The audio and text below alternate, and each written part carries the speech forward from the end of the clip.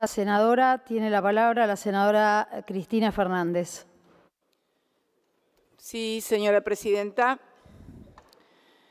para manifestar que, tal cual nuestro bloque lo informara el mismo 28 de junio, cuando se sancionó en la Cámara de Diputados el Instituto de la IBE, vamos a acompañar esta media sanción.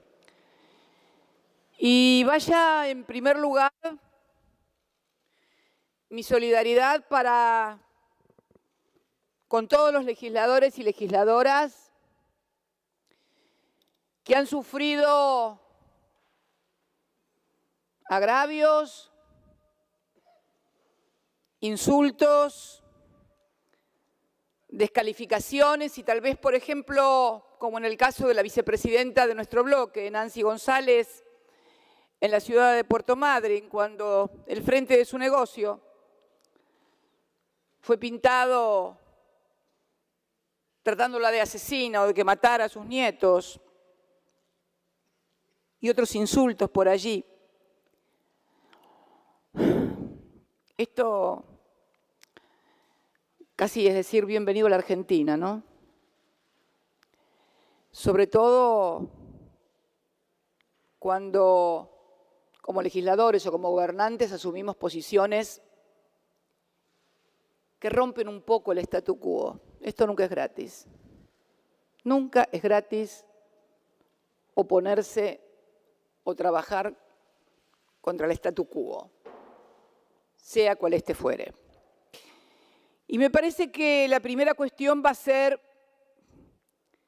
caracterizar sobre qué estamos hablando, porque yo siempre he votado por la vida y he gobernado por y para la vida. Siempre. Voté por la vida cuando en estas mismas bancas votamos la nulidad de las leyes de obediencia debida y punto final. Homenaje a la vida que había sido cercenada a miles y miles de jóvenes, a mujeres embarazadas, a chicos sustraídos a su identidad, a bebés apropiados. Voté por la vida cuando votamos el parto humanizado en el 2004, la protección integral de niños, niñas y adolescentes en el 2005, la educación sexual integral y ligadura de trompas y vasectomía como método anticonceptivo allá por el 2006.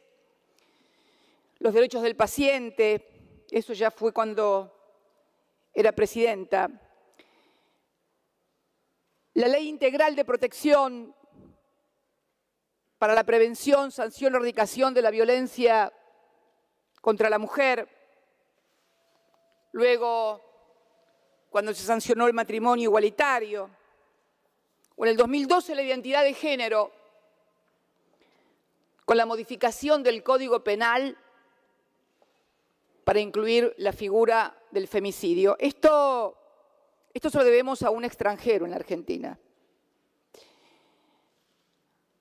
Fueron asesinadas 2 turistas francesas en la provincia de Salta, Cassandra Bouvier y Munia Mamuni.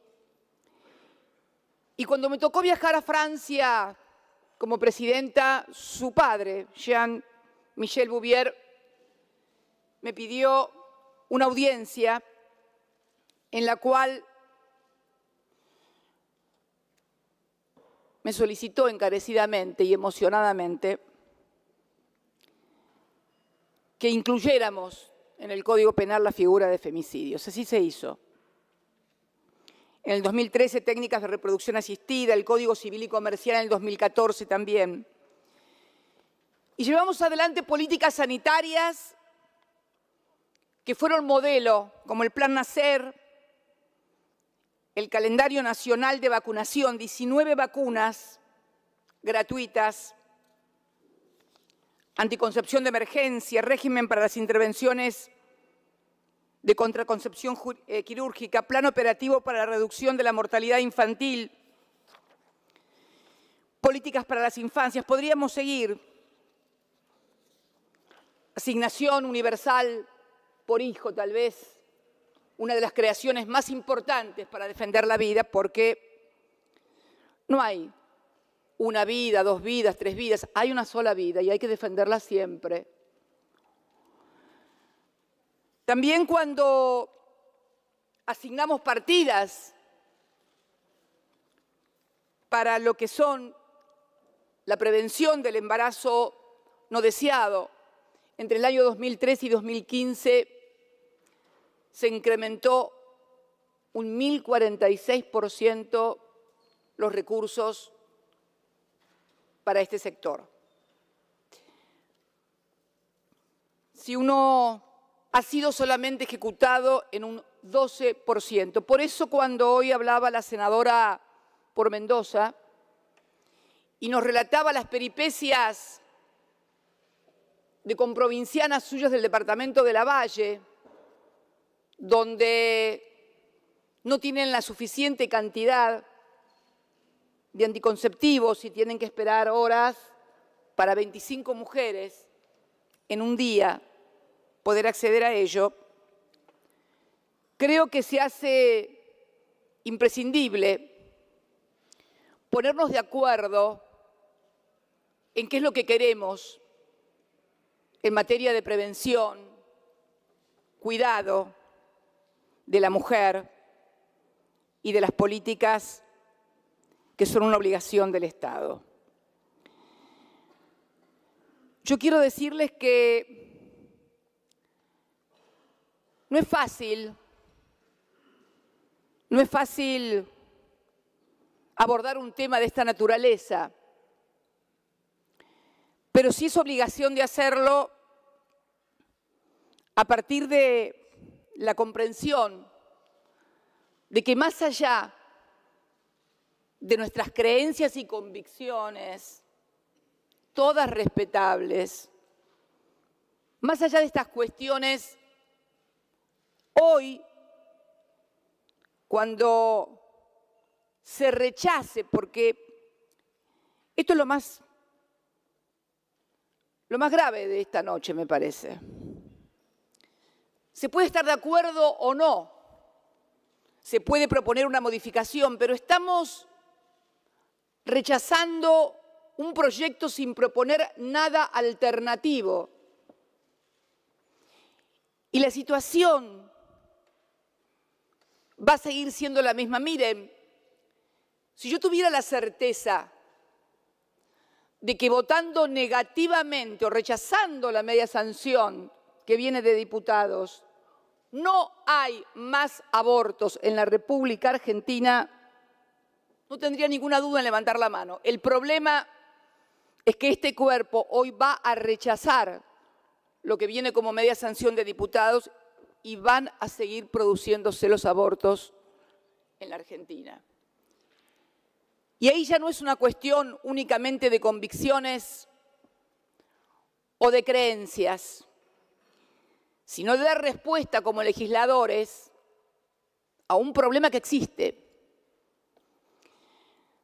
Quiero decirles que el primer discurso que escuché, que fue el del miembro informante, cuando rechazaba también este proyecto, y voy a leer para no equivocarme, dijo, y creo que subyace en muchos de los discursos de los que hoy rechazan, como que el verdadero problema es la pobreza y que tendríamos que luchar contra la pobreza, contra la falta de recursos, etcétera, etcétera. Mire, acá tengo lo que dijo el miembro informante y dice, y este es el verdadero drama que no se visibiliza en este proyecto. No estamos resolviendo las cuestiones y condiciones de exclusión, vulnerabilidad, sometimiento, relaciones de poder asimétricas, pobreza, ausencia de recursos. No, no. Esto es solamente el tratamiento de interrupción voluntaria del embarazo. Esta descripción obedece a abolir el patriarcado, por ejemplo, porque las relaciones asimétricas, los abusos de poder, la discriminación, que sufre el colectivo femenino y donde este tema que estamos abordando hoy es uno de sus aspectos, pero no el único. Y creo que tenemos obligación como legisladores de construirnos un poco a nosotros mismos. Y nuestra visión de la sociedad. Algunos dicen que fue mi hija, una militante feminista, la que me hizo cambiar de opinión. No, no fue mi hija.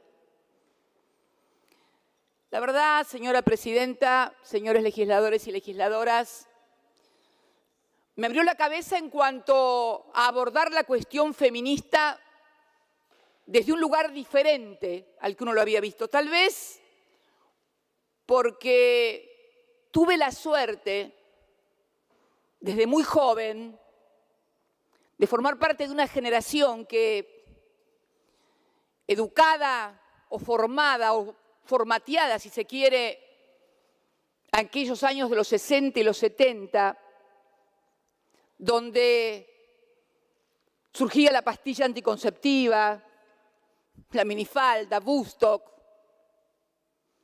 la Revolución Cubana. En definitiva, no teníamos esta cuestión de género. Fue una ráfaga de repente esto en el mundo. Luego hubo retrocesos, pero lo cierto es que aquella generación que después fue aniquilada, no había distinción entre hombre y mujer. Éramos pares. Y además tuve la suerte de casarme y de ser compañera de un hombre que nunca me consideró su mujer, sino su par. Pero tenemos que entender también que esta no es la realidad de muchísimas mujeres. Los que creen que solamente las mujeres pobres son las que sufren las relaciones de poder de los hombres están equivocadas. O me van a decir que no conocen mujeres de clase media y clase alta que sufren también los embates de una sociedad patriarcal. O no nos vamos a enterar cuando una mujer es golpeada por no querer tener relaciones sexuales y no hace falta ser pobre para que le pase eso. Te puede pasar siendo rica, clase media. Porque creo que tenemos que escuchar más que una cuestión de género a una cuestión generacional. Los pibes, una vez más, los pibes advierten el cambio de época y demandan ser escuchados. Si me quieren saber quiénes fueron los que me hicieron cambiar de opinión, fueron las miles y miles de chicas que se volcaron a la calle. Verlas abordar la cuestión feminista, verlas criticar, pero también describir la realidad de una sociedad patriarcal, nos debe colocar a todos en un lugar distinto. Esta ley no va a salir esta noche, pero mire, quiero decirle a todos y a todas que no será este año, será el año que viene o el otro, pero quiero también decirle a todas esas jóvenes que salieron a la calle, que también ese feminismo que están construyendo, porque se está deconstruyendo de a poco una sociedad machista y se está construyendo al mismo tiempo un feminismo que debe también incorporar otras cuestiones y que en definitiva siempre son económicas, porque hay, como decía el senador Fuentes hoy, una cuestión siempre económica en las relaciones de subordinación y de poder. Aunque él afirma, y se olvidó hoy de decirlo en su intervención, esto es de él, no es mío. Él dice que también hay en los hombres un temor atávico a la sexualidad de las mujeres. Eso lo dice él. para que mañana nadie titule, Cristina dice que les tienen miedo por el sexo, no. Digo, señora presidenta, que es necesario que todos deconstruyamos también una visión y una idea de la sociedad. No le pidamos tampoco, y le pido también a todas las jóvenes y a todo el colectivo feminista, no se enojen con las religiones, ni con la iglesia, ni con los sacerdotes. Sigan construyendo esa fuerza que yo pude percibir claramente el último 8 de marzo. El primer 8 de marzo se produjo en el 2015. Allí, yo todavía era presidenta, el colectivo del Ni Una Menos, que encabezaba en ese momento o había desarrollado un grupo de periodistas, tenía que ver fundamentalmente con los femicidios, con la violencia de género. Se luchaba porque el Ni Una Menos era ni una mujer más muerta por la violencia de género. Fíjese la evolución que fue tomando el movimiento en tan poco tiempo. Ese primer año fue una cuestión exclusivamente vinculada a la violencia de género. Sin embargo, ya en el 2016 pudo verse la incorporación de lo social también a ese movimiento, que fue creciendo, y en el año 2017 claramente se comenzaba a hablar de las cuestiones económicas del feminismo en lo que hace a la diferencia de salario, de empleo, de condiciones de trabajo. También a la violencia que se produce en una sociedad en donde el sistema de decisiones lo ocupan mayoritariamente hombres. Pero sin embargo este año, este 8 de marzo del año 2018, pudo observarse en esa inmensa movilización protagonistas, son cuentas creo nada más, ¿no? Son festejos, tranquila. Porque en realidad creo que tenemos que entender que,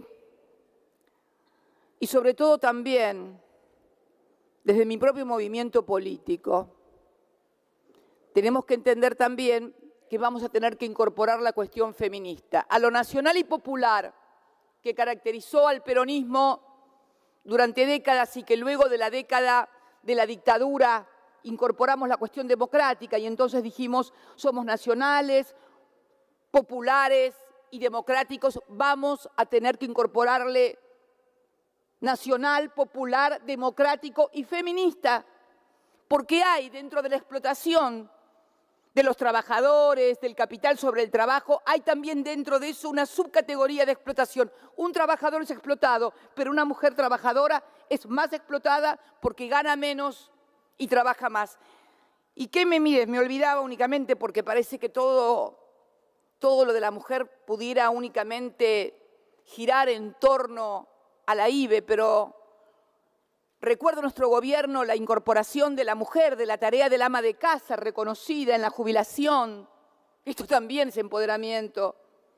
Recuerdo lo que Eva Perón había podido lograr, que era sancionar como ley el convenio laboral del personal de trabajo en las casas de familia, algo que Evita no había podido lograr y lo logramos.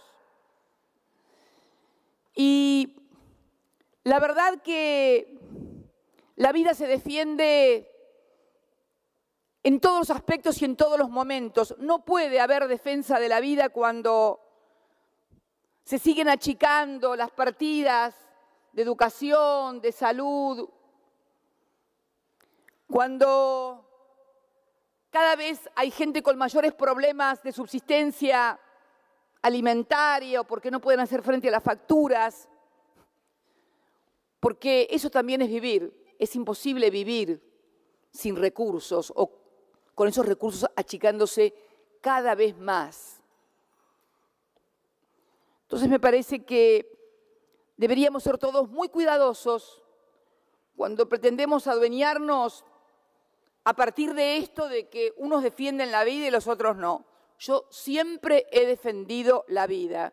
Defiendo la vida cada vez que voto en contra de políticas económicas que significan que la gente esté peor. He votado aquí siempre por la vida cada vez que me he opuesto a políticas de restricción social, de desconocimiento de derechos, de precarización de derechos. Precarizar derechos es votar contra la vida, porque le arruinamos la vida a la gente también. Cuando no tiene buena salud, cuando no tiene buen salario, cuando no tiene buen trabajo, cuando no le alcanza la guita, cuando están durmiendo en la calle. Cuando están durmiendo en la calle familias enteras. Y que vemos que gente que hasta hace poco tiempo tenía una calidad de vida porque están rodeados de muebles, algunos de camas, de almohadones. Esto es lo que está pasando. Entonces, creo que tenemos que tener mucha fortaleza. Creo que, y esto quiero también dirigirme a los miles y miles de jóvenes que están en la calle, que creo que tenemos que hacer un esfuerzo muy grande, porque hoy no estamos proponiéndole una alternativa a un problema que existe. El problema del aborto existe en la Argentina. Sucede. Estemos o no estemos de acuerdo, sucede. Y hay que darle una respuesta como legisladores. No les gusta esta respuesta, discutamos otra. Pero hoy no estamos discutiendo ninguna respuesta. Hoy estamos cerrando la cortina, bajando la cortina, rechazando. Nunca tenemos que rechazar. Creo que tenemos que esencialmente proponer una alternativa. Por eso, señora presidenta, y en esto también quiero hacer un reconocimiento en el sentido de que, y esto lo he discutido con muchas mujeres feministas, el tema de las convicciones. Siempre se vota con convicciones. Siempre se vota con convicciones. El problema es cuando las convicciones que queremos nosotros se ejercen sobre otras personas que no tienen esas convicciones. Ahí estalla el conflicto. Porque en definitiva, nosotros como legisladores, nuestro rol es regular las relaciones en la sociedad para que todos se articulen y armonicen. Pero acá, en este caso puntual, ante una sociedad que está demandando una respuesta a un problema que tienen o a derechos que quieren, porque quieren derechos. Entonces creo que deberíamos todos hacer un esfuerzo muy grande para dar una respuesta a esas demandas. Que reitero, no será este año, será dentro de 2 años o de 1 año, cuando reglamentariamente a partir del rechazo se pueda tratar nuevamente. Pero creo que, bueno, con todas las convicciones de cada uno, pongámonos a pensar si realmente es justo que en una sociedad que ha adquirido este nivel de movilización y de comprensión, sigámosle imponiéndoles unos la conducta a los otros, porque está claro que esta no era una ley que obligaba a abortar a nadie. Es más, no utilicemos más esa palabra. Así como en Estados Unidos Martin Luther King impuso que no se mencionara lo negro, porque esto significaba una estigmatización, hablemos de interrupción voluntaria del embarazo. Por eso, señora presidenta, es una pena que no hayamos podido abordar un consenso, porque el problema va a seguir existiendo, exactamente como existía antes de que abordáramos esta discusión. Es necesario, reitero, hacer un esfuerzo para poder darle una respuesta. Mire, yo pensaba, tengo 2 nietas y tengo 65 años. Dentro de 15 años voy a tener 80, sí, 80 años. Elenita, mi nieta, va a estar en 5º año y María Emilia en 4º año. Y la verdad que para cuando ellas estén en 4º y 5º año, esto va a estar sancionado. No tengan dudas.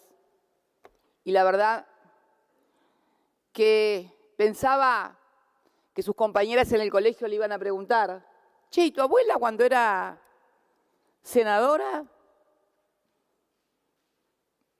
Y bueno, creo que no quiero ocupar el lugar de que cuando los jóvenes se acuerden de mí, se acuerden de la manera que muchas veces se refieren a esos que nunca entienden lo que pasa. Muchas gracias, señora presidenta.